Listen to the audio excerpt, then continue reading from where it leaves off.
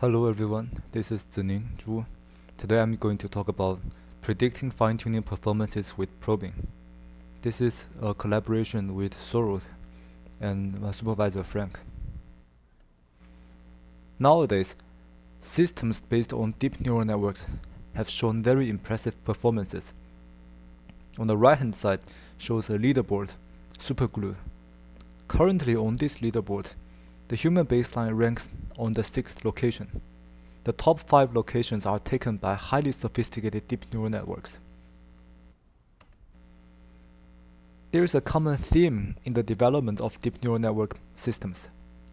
First, people explore novel techniques to train the models. Then, these models are evaluated by fine-tuning. In other words, we attach a classification layer on top and optimize both this layer and the network together on a target dataset. We report the quality of the models using mostly the fine-tuning results. In the recent few years, another avenue of methods are developed to evaluate deep neural network models, probing. Probing attaches a post-hoc classifier that predicts the labels of an additional task based on the deep neural network representations. If this post-hoc classification reaches high accuracy, then we consider the deep neural network representations have high qualities. Here is a comparison to fine-tuning. Fine-tuning involves in-domain tasks. The distribution of data should resemble those in the deployment. The fine-tuning dataset should cover as many possible cases as possible. On the other hand, probing uses curated datasets that aim at reviewing specific phenomena.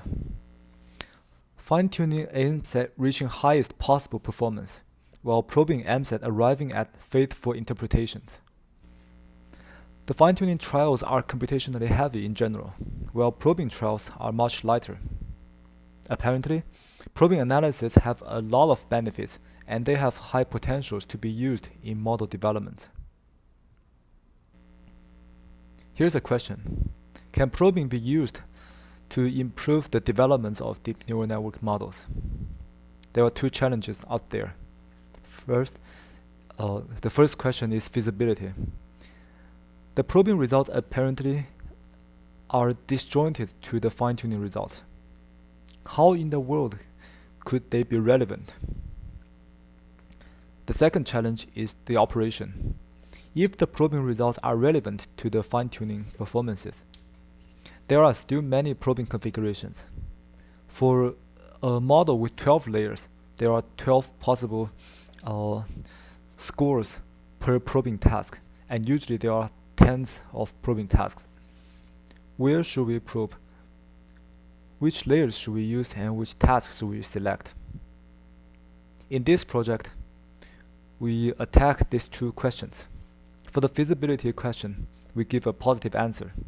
For the operation question, we provide some empirical answers.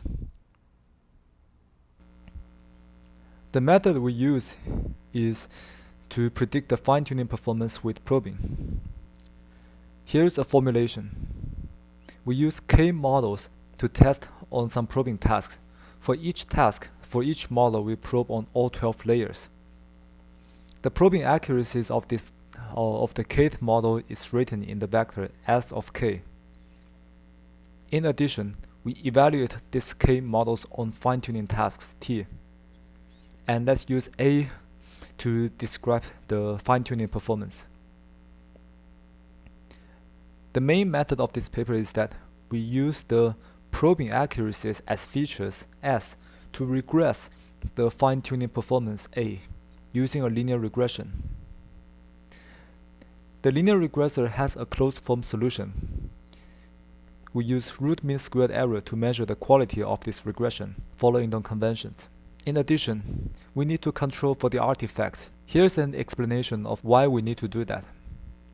Suppose that our regressor using the features S gets a root mean squared error of 0.01 on two tasks, T1 and T2. But apparently, task 2 appears slightly harder.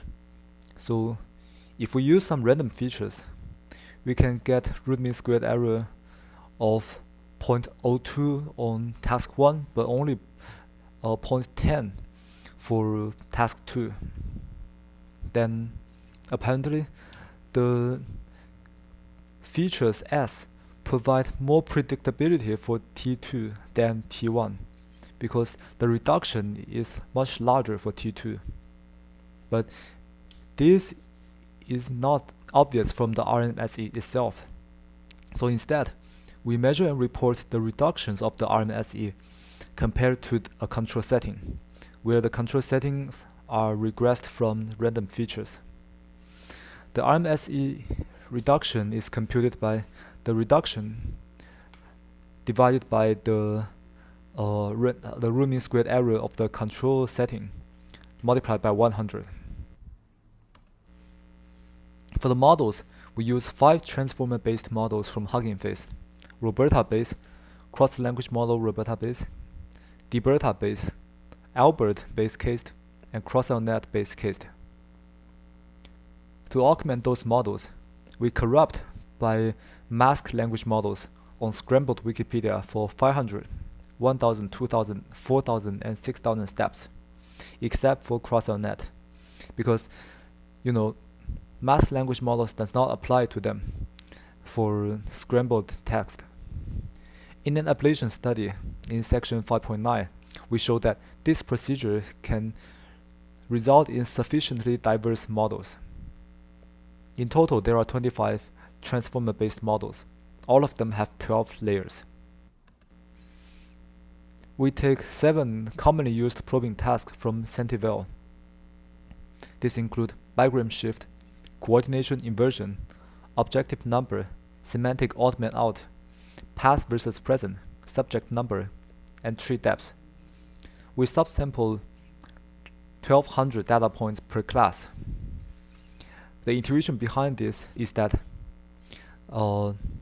in a previous paper we showed that several thousand samples already can have sufficient statistical powers. This figure shows the fine-tuning performances on the 6 glue fine-tuning tasks. The color coding represents the number of additional corruption steps that were applied to the foundational models.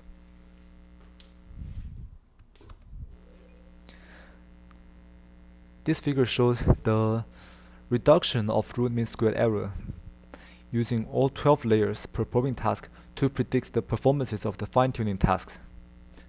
Let's look at each column. There are some more useful probing tasks out there. For example, for the RTE fine-tuning task, the semantic odd man out or SOMO probing task is more useful than the remaining. But the subject number probing task essentially produces no meaningful values, as there is no improvement or even negative improvement compared to using random features. This kind of regularity varies from column to column. In general, there is no definitive answer towards which probing task is more useful universally. But considering the fine-tuning task, there are some regularities. Then we proceeded with trying to figure out if some probing layers are more useful than others.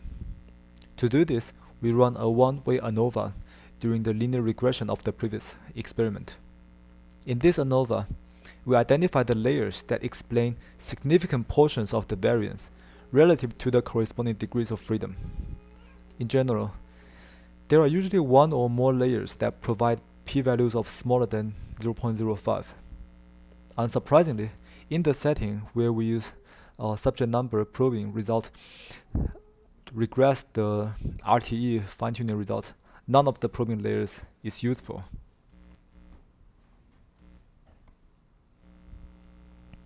We did a brute force search for the top 3 features. For each fine-tuning task, we consider each probing accuracy as one feature. We search for the combination of the top 3 features among all possible combinations and report the results here. Depending on the fine-tuning tasks, the maximum reachable root mean square error reduction with the top 3 features can be different. They range from 40% to 80%. But the reductions are kind of significant compared to the previous slide. This shows the potential of using a collection of small number of probing results to predict the fine-tuning classification results. In an ablation study, we test different probing methods.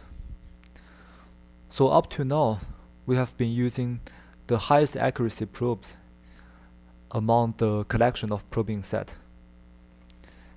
This follows the convention that we should consider the probing procedure as a classification problem, test with a wide variety of classifiers, and choose the highest performing one. But here in this ablation study, we found that selecting the highest accuracy probes might not be the best idea. Actually, random forest with 100 components and multiple layer perceptron with 20 hidden states might be better than running through a collection of probing methods and selecting the highest accuracy probe.